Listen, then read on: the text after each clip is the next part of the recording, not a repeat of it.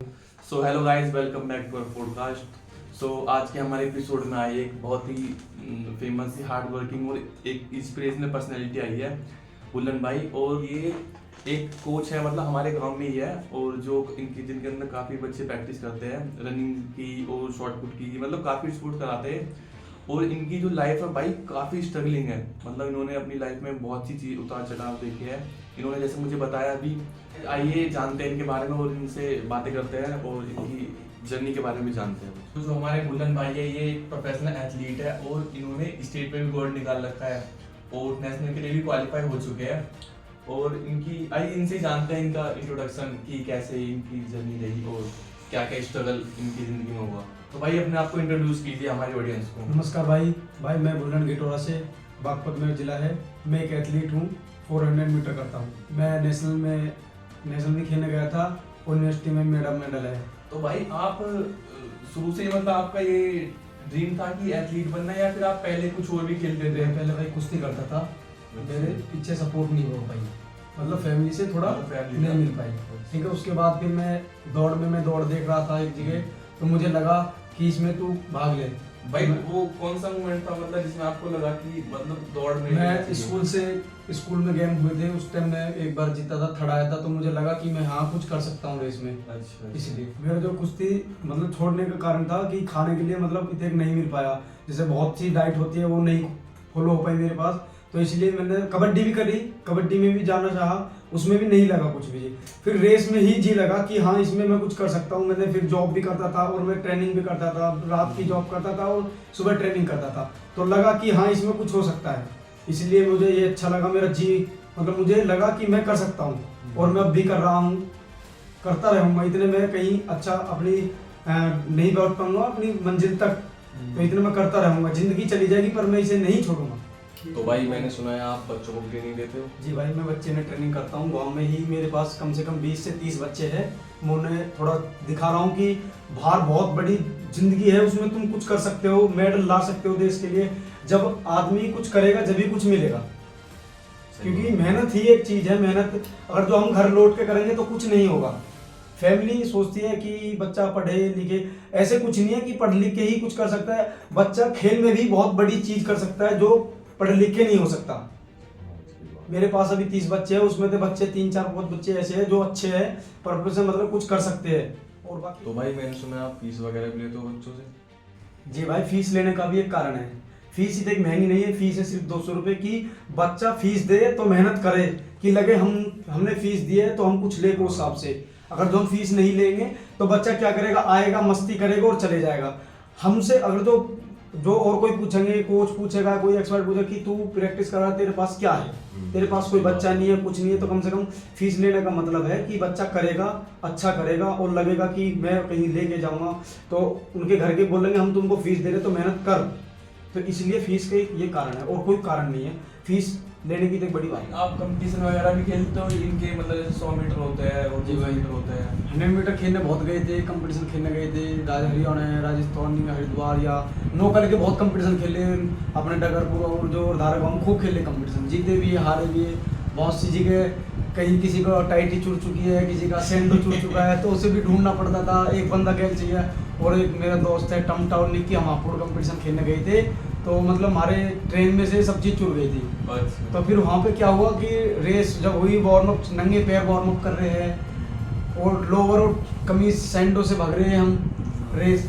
तो ऐसे क्योंकि अपनी चीज़ का भी ध्यान रखना चाहिए खिलाड़ी को। एक मेन चीज़ ये है कि कहीं भी जाए कंपटीशन खेलने तो अपनी चीज़ का मतलब एक ऐसा ध्यान रखना चाहिए जैसे अपने माँ के साथ रहना है, क्योंकि वो चीज़ हमारी ज़िंदगी है। जब माँ जिंदगी तो कंपटीशन में जैसे शूज़ हुए, स्पाइक हुई, टाइटी, सैंडो, ये XYZ, ये भी दिल से लगा के रखनी चाहिए जब भी आदमी कुछ कर सकता है। तो भाई आप जीते फिर उस कंपटीशन को या हार गए? भाई सैंडो टाइटी जब नहीं है तो कैसे जीत जाएंगे। स्पाइक नहीं है तो शूज में नंगे पैर का रेस भगी जाती है। वो तो कहने वाली बात है कि नंगे पैर इतने की रेस भग गई, ये सब ऐसी कोई बात नहीं है। तो भाई आप जॉब और ट्रेनिंग कैसे मैनेज कर लेते हो? भाई रात को जॉब जाता हूँ, 8 से सुबह 6 बजे तक जॉब है। फिर उसके बाद ट्रेनिंग के लिए जाता हूँ, फिर ट्रेनिंग से 10 बजे आता हूँ। फिर उसके बाद डाइट वाइट खा के फिर अपना रेस्ट है। फिर शाम को ग्राउंड जाता हूँ बच्चे के पास, जो बच्चे ने प्रैक्टिस कराता हूँ। ये मेरा मैनेज है। तो भाई थकते नहीं हो आप? नहीं भाई, बॉडी है मशीन तो है नहीं, तो रिकवरी भी तो बहुत ज़रूरी है। रिकवरी भी ज़रूरी है। रेस्ट जो ले रहा है दोपहर का वो बहुत है। रात को सो लेता हूँ कंपनी में ही जहाँ जॉब करता हूँ। तो भाई आपको फैमिली सपोर्ट भी था या फिर घर वालों ने मतलब जैसे कुछ दिन आपको मना कर दिया था कि डाइट वगैरह के लिए? तो जो मेरी सपोर्ट थी, मेरे भाई है आका, टिटोरा से मौसी का लड़का है, फुल सपोर्ट थी उसकी। मतलब एक सपोर्ट होती है कि खाली नॉर्मल सपोर्ट है, मतलब एक सपोर्ट मेरी ऐसी थी जैसे बीम भर देते हैं ना नीचे कि कितने की माल धर लो ये रुकेगा नहीं नीचे जाएगा। तो इतने मेरी सपोर्ट इतने करी थी कि हर चीज़ से। अब मैंने बोला भाई ये चीज़ चाहिए ये ले, उसने कभी मुझसे नहीं पूछा कि तू कहाँ जा रहा है, किस लिए पैसे चाहिए, नहीं। उसकी सपोर्ट मुझे बहुत अच्छी है, उसी ने मुझको इतने ऊपर पहुँचाया सपोर्ट से। मेरी फैमिली जो मेरा सपोर्ट, मेरा जो मेन चीज़ है, मेरा भाई ने ही मुझको इतने ऊपर तक लाया है। आका नाम में मेरा भाई है, वो बड़ा है मौसी का लड़का, बहुत सपोर्ट की थी मुझको। न जाने मैं तो कहूँ कि भगवान की दुआ से जैसा मेरा वो भाई है ऐसी सबको भाई मिले, घर गैर खिलाड़ी भी मिले। भाई ऐसे भाई को सल्यूट है जो ऐसे ऐसे खिलाड़ी को सपोर्ट करते हैं, क्योंकि मुझे पता है भाई मैं भी एक स्पोर्ट्स पर्सन ही हूँ कि सपोर्ट क्या होती है।